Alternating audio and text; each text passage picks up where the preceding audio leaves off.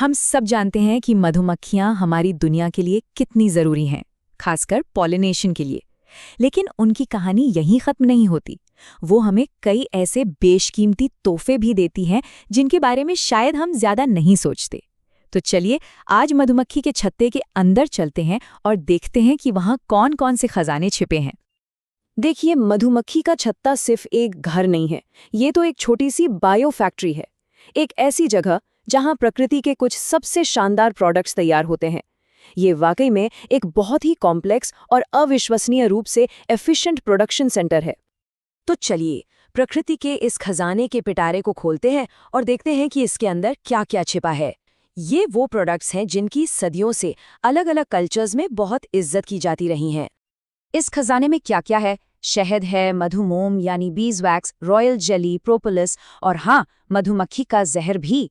इनमें से हर एक चीज की अपनी अलग न्यूट्रिशनल, मेडिसिनल और यहाँ तक कि आध्यात्मिक वैल्यू भी है। अब बात करते हैं शहद की, जो शायद इस छत्ते का सबसे मशहूर प्रोडक्ट है। इसकी कहानी बहुत दिलचस्प है, जो पुराने जमाने के अजूबों से लेकर आज की मॉडर्न साइंस तक फैली हुई है। शहद का इतिहास कोई नया नहीं है, हजारों साल पुराना है।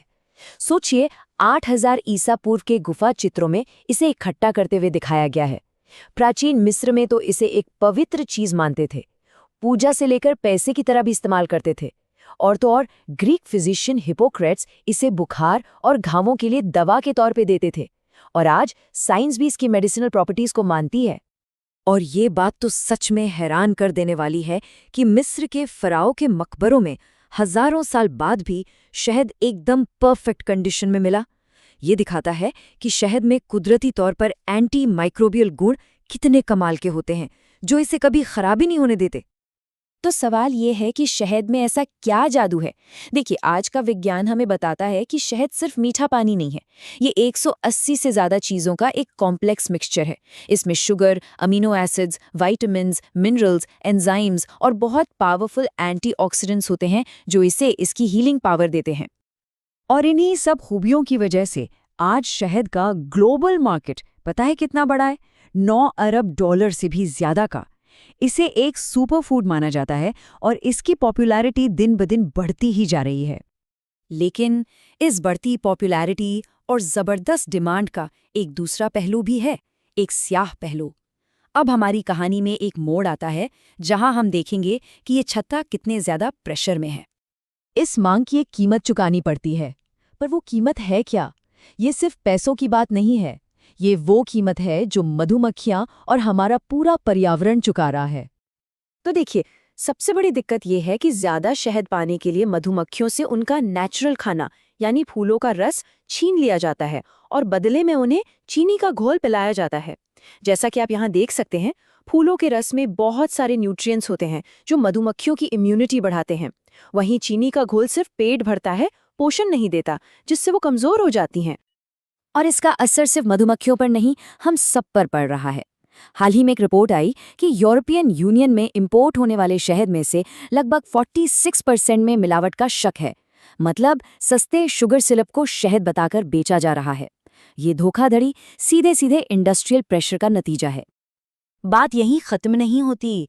ये जो बड़े बड़े मधुमक्खी पालन के फार्म्स हैं ना, उनका असर जंगली मधुमक्खियों पर भी पड़ता है। ये चार्ट साफ साफ दिखाता है कि जिन इलाकों में ऐसे फार्म्स ज्यादा होते हैं, वहां जंगली मधुमक्खियों की एक्टिविटी 50% से भी ज्यादा गिर जाती है।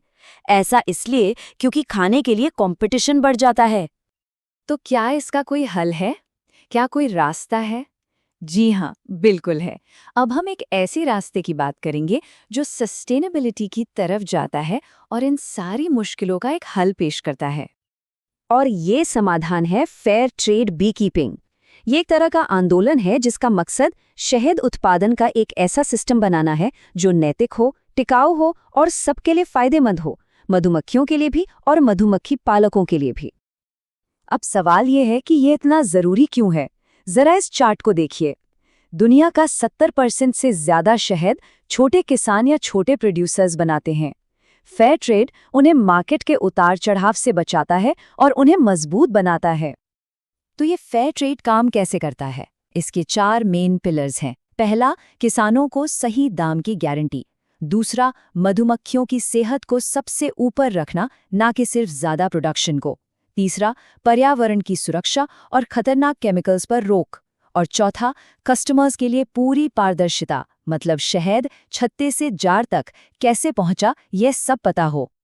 तो आखिर में ये समझना बहुत जरूरी है कि ये कहानी सिर्फ शहद की नहीं है, ये एक साझा जिम्मेदारी और एक साझा इनाम की कहानी है। इन नन्हे पहरेदारों को बचाना सिर्फ एक नैतिक जिम्मेदारी नहीं, बल्कि एक रणनीतिक जरूरत भी है। उनकी सेहत सीधे सीधे हमारे फूड सिस्टम और हमारे प्लैनेट की सेहत से जुड़ी हुई है। मधुमक्खी का छत्ता तो अपनी दौलत हम सबके साथ बांटता है। सवाल ये है कि हम अपनी जिम्मेदारी कैसे निभाएंगे। अगली बार जब कोई शहद की बोतल उठाए तो एक पल के लिए ये जरूर सोचें कि ये छोटी सी चॉइस इन नन्हे पहरेदारों के भविष्य पर कितना बड़ा असर डाल सकती है।